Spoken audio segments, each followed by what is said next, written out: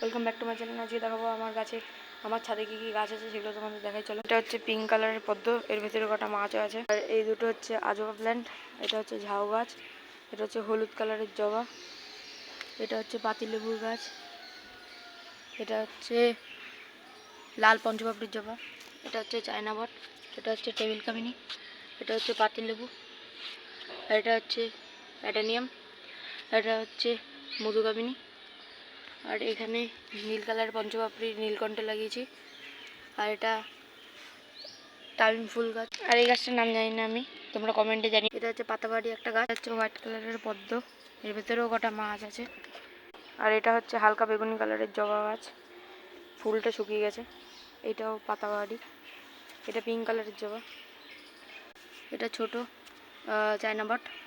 আর এটা লাল কালারের দুতলা জবা,